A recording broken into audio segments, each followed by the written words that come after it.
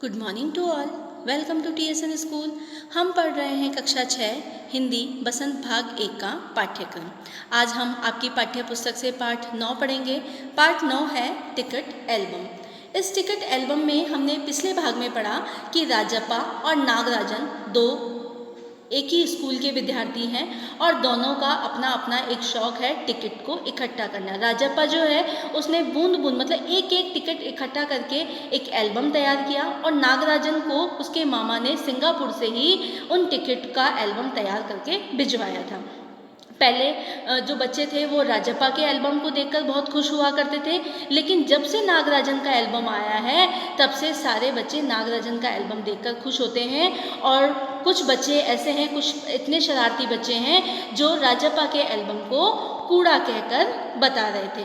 और राजप्पा जब नागराजन का एल्बम देखा तो उसे भी लगा कि सचमुच मेरा एल्बम उसके एल्बम के सामने कुछ भी नहीं है। लेकिन फिर वह सोचने लगा कि उसका एल्बम तो एक ही दिन में आ गया, लेकिन मैंने तो एक एक टिकट इकट्ठा करके इस एल्बम को तैयार किया है। अब राजप्पा को टिकट ना तो इकट्ठा करने की इच्छा होती थी, ना ही स्कूल जाने की इच्छा होती थी। इसके बाद हम देखेंगे उस दिन शाम उसने जैसे तय कर लिया था वह नागराजन के घर गया। अब कोई कितना अपमान सहे।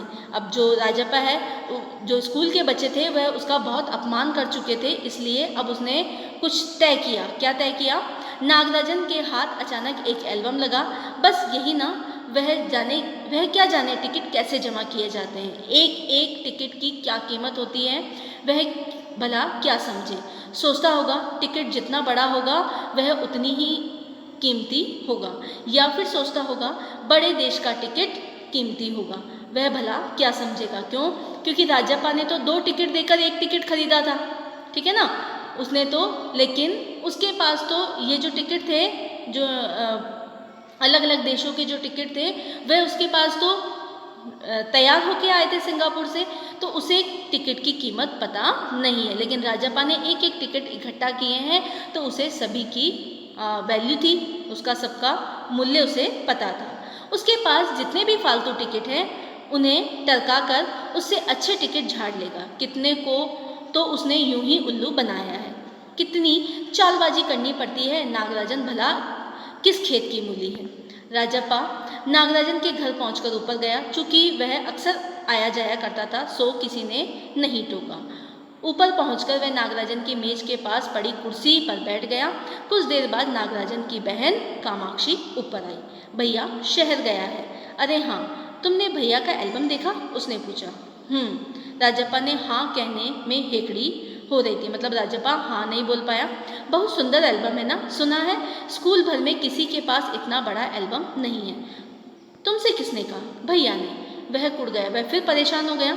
बड़े से क्या मतलब हुआ? आकार में बड़ा हुआ तो एल्बम बड़ा हो गया। उसकी चिड़चिड़ाहट साफ थी, मतलब बहुत अकड़ कर वो कामाक्षी से बात कर रहा था। कामाक्षी कुछ देर तक वहीं रुकी, फिर नीचे चली गई। राजप्पा मेज पर बिखरी किताबों को टटोलने लगा। अचानक उसका हाथ दराज के ताले पर से टकरा गया। उसने ताले को खींचकर देखा, बंद था। क्यों ना उसे खोलकर देख लिया जाए। मेज पर उसने चाबी ढूंढ निकाली। सीढ़ियों के पास जाकर उसने देखा, एक बार झांक कर देखा कि कोई आ तो नहीं रहा है। फिर जल्दी से दराज खोली। एल्बम ऊपर ही रखा हुआ था। पहला पृष्ठ खोला। उन वाक्यों को उसने दोबारा पढ़ा। उसका दिल तेजी से धड़कने लगा। एल्बम को झट कमीज के नीचे घोंस लिया और दराज बंद कर दिया। सीढ़ियाँ उतरकर घर की ओर भागा। अब जो राजप्पा है उसने क्या किया? नागराजन के घर जाकर उसकी दराज से उस एल्बम को चुरा लिया। घर जाकर सीधा पुस्तक की अलमारी के पास गया और पीछे की ओर एल्बम छिपा दिया। उसने बाहर आकर झांका। पूरा शरीर उस जैसे जलने लगा था। डर लग रहा था उसे, गला सूख रहा था और चेहरा तमतमाने लगा। रात 8 बजे अप्पू आया। हाथ पांव हिलाकर उसने पूरी बात कह सुनाई। सुना, तुमने नागराजन का एल्बम खो गया। हम दोनों शहर गए हुए थे, लौटकर देखा तो एल्बम गायब। अब जो अप्पू है, मतलब उनका एक और जो दोस्त है, वह नागराजन के एल्बम के बारे में किससे पूछने आया? राजप्पा से पूछने आया। उसे कह रहा है कि तुमने सुना है कि नागराजन का एल्बम खो गया है। राजप्पा चुप रहा। उसने अप्पू को किसी तरह टाला। उसके जाते ही उसने झट कमरे का दरवाज़ा भिड़ा लिया यानी बंद कर दिया। अलमारी के पीछे से एल्बम निकाल कर देखा, फिर उसे फिर छिपा दिया। डर था कहीं कोई देख ना ले। इसके बाद रात में खाना नहीं खाया, पेट जैसे भरा हुआ था। सारा घर चिंतित हो गया, उसका चेहरा भयानक हो गया। मतलब सारा घर परेशान हो गया था कि राजप्पा ऐसा क्यों कर रहा है। रात उसने सोने की कोशिश की पर नींद नहीं आई। एल्बम सिरहाने तकिए के नीचे रखकर सो गया। सुबह अप्पू दोबारा आया। राजप्पा तब भी बिस्तर पर बैठा हुआ था। अप्पू सुबह नागराजन के घर होकर आया था। कल तुम उसके घर गए थे? अप्पू ने पूछा।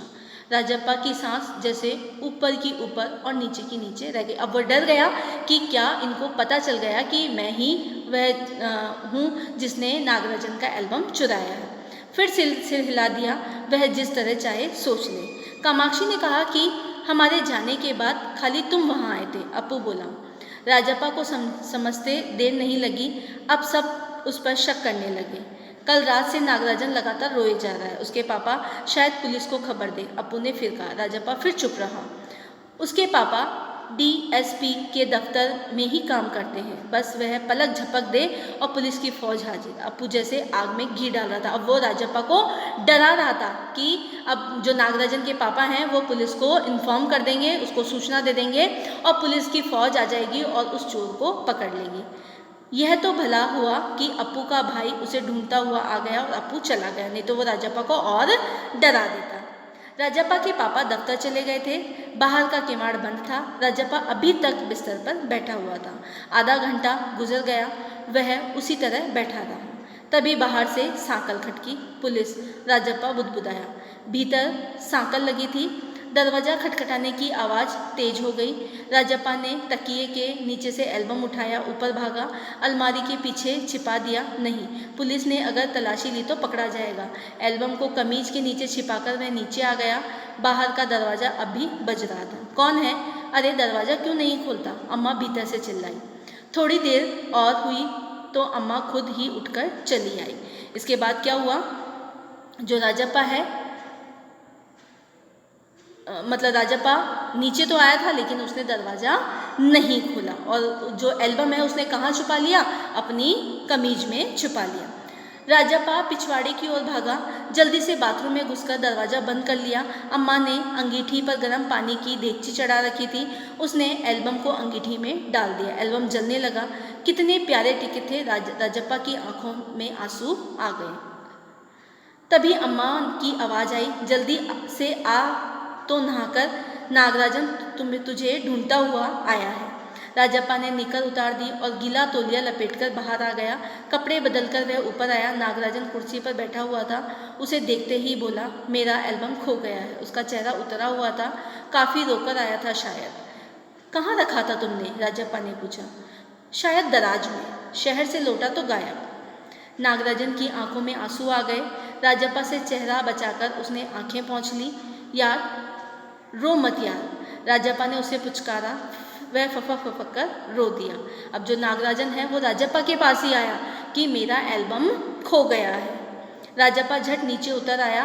1 मिनट में वह ऊपर नागराजन के सामने था। उसके हाथ में उसका अपना एल्बम था। ये लो, यह रहा मेरा एल्बम। अब तुम इसे रख लो। ऐसा क्यों कर रहे हो? मैं मजाक नहीं कर रहा, सच कहता हूँ, इसे अब तुम रख लो। बहला रहे हो यार। नागराजन को जैसे यकीन नहीं आया। नहीं यार, सचमुच तुमको दे रहा हूँ, रख लो।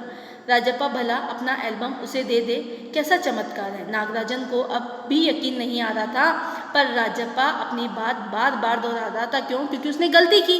क्या गलती की? क्योंकि उसने नागराजन का एल्बम जला दिया था। उसका गला भर आया। ठीक है, मैं इसे रख लेता हूँ, पर तुम क्या करोगे? मुझे नहीं चाहिए। क्यों? तुम्हें एक भी टिकट नहीं चाहिए? नहीं।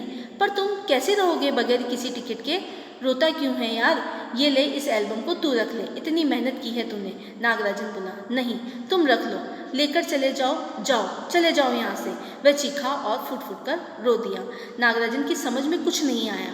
वह एल्बम को नीचे लेकर उतर आया। कमीज से आंखें पहुँचते हुए राजप्पा भी नीचे उतर आया। दोनों साथ साथ दरवाजे तक आए। बहुत बहुत धन्यवाद, मैं घर चलूँ। नागराजन सीढ़ियों से उतरने लगा। सुनो राजू, राजप्पा ने पुकारा। नागराजन ने उसे पलट कर देखा। एल्बम दे दो, मैं आज रात जी भर कर इसे देखना चाहता हूँ, कल सुबह तुम्हें दे जाऊँगा। ठीक है, नागराजन ने उसे एल्बम लौटा दिया और चला गया। राजप्पा ऊपर आया, उसने दरवाज़ा बंद कर लिया और एल्बम को छाती से लगाकर फूट फूट कर रो गया। मतलब उसने अपनी गलती का पश्चाताप किया। किस प्रकार किया?